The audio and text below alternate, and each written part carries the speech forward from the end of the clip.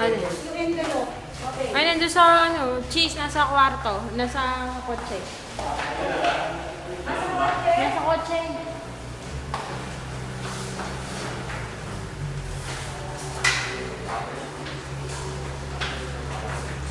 Diet, ano, washing. Aray ko pa.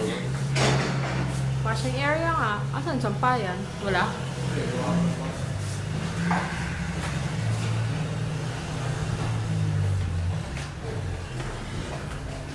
Aray ko. Renovation pala doon ng popo.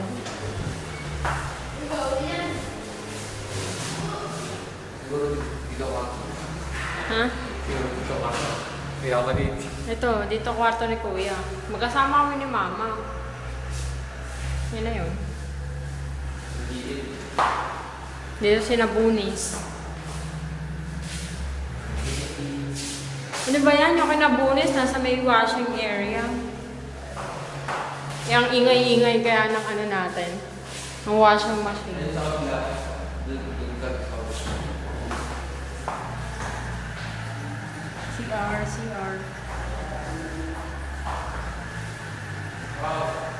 No, sandali mo. Hindi mo na